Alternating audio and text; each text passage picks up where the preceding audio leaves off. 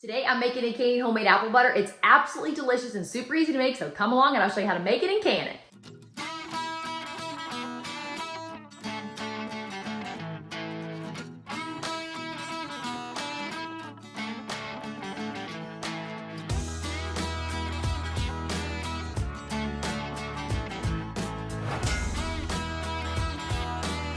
Right here is the recipe if you want to screenshot it, or I will have all of this written out in the description below.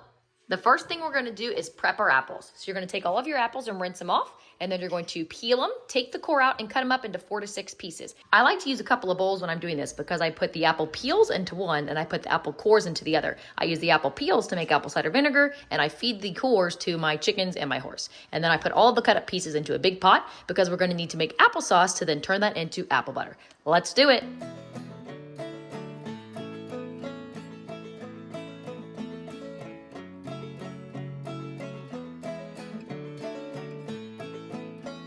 And it's done. So now let's take our pots of apples over to the stove. Just for reference, in case you're looking at this thinking it's a lot of apples, it's because it is. I never follow the recipe exactly. I always just use whatever apples I have on hand and just kind of guess and throw everything together. But if you want the exact measurements and recipe, it'll be in the description below.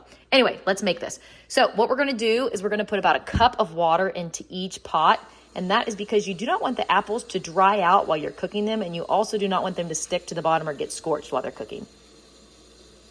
Now I've got the heat on, and we're going to bring these pots to a boil, and we're going to let them simmer covered for about 15 minutes until these apples are nice and cooked to fork tender.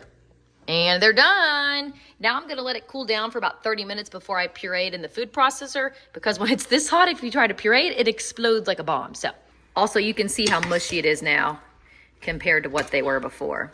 If you don't own a food processor, you can definitely just mash it up real good. But if you want a really smooth consistency, the food processor is where it's at.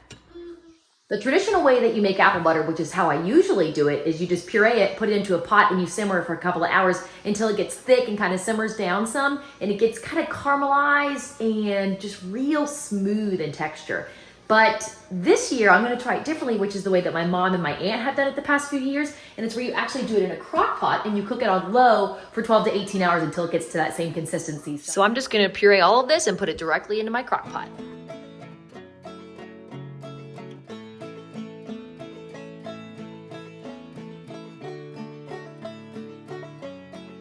So for this, if I was doing this in a pot, this is usually where I would add in my water. My mom, instead of using water, uses apple juice or apple cider just because it gives more flavor. But because I'm not going to be simmering this and it's not going to be losing a lot of moisture in the crock pot, I'm not going to add anything to it.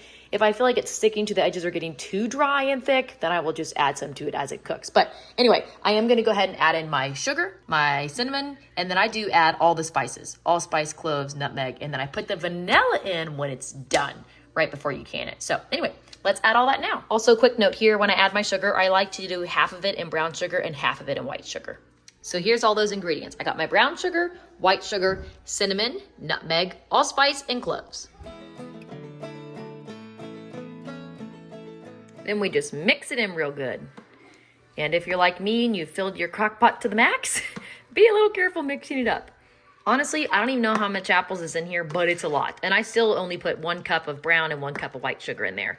I don't like it as sweet as some people, but if you want it sweeter, add as much sugar as you want.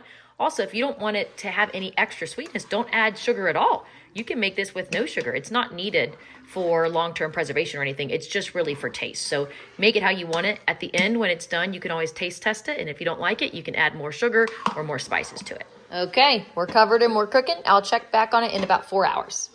And because I had so much left over, I went ahead and just fixed the pot as well. You can see that this is a lot runnier because I added apple juice and a little bit of water to this. So I'm going to make a batch of this, which will actually be done in a couple hours. And then I got the one over there in the crock pot going, which will be done tomorrow.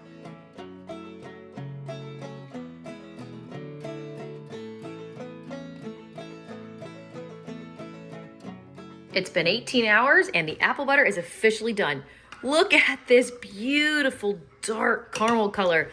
It tastes so good. The way to know when your apple butter is perfectly done is to do what's called the mound test. So you take a spoon and you get a scoop out. If it stays mounded up, then it's done. But if it were too runny, it would all run over the side and it would flatten out at the top. That means it's not done. But because ours is thick enough, when I pick this up, it stays mounded. So the apple butter is done and ready for canning. Now it's time to prep for canning. So we're gonna sterilize those jars in the oven at 250 for 10 minutes. We're sterilizing those lids in a pot of water, put them in there, bring it to a boil. Once it boils, shut it off, they're ready to go. And I've got my giant pot of water coming to a boil as well, and this we'll use to water bath can it. Everything is ready, so we're gonna fill our jars. We're gonna leave a 1/2 inch headspace. We're gonna wipe our rim with a wet rag, then add our lids and our bands, and then we'll water bath can it. We got all our jars in. Now make sure the water comes back to a rolling boil before you start your timer. 1/2 pints and pints are gonna be 10 minutes, quarts are gonna be 15. And there it is. These 9 pints are from yesterday, from the batch that I did on the stovetop, and this all right here is from what I just did in the crock pot. I wanna show you this from yesterday. You'll know you made it thick enough when you tip over your jar when it's cooled and what's on the inside barely moves or doesn't even move at all. That stuff is thick. If you do the mound test and it's thick enough, it'll end up being really thick like this. This is absolutely delicious. You can't buy anything this good in the grocery store. So anyway, that's how you make apple butter in 2 ways, on the stovetop and in the crock pot. Let me know if you have any questions. Otherwise, happy homesteading.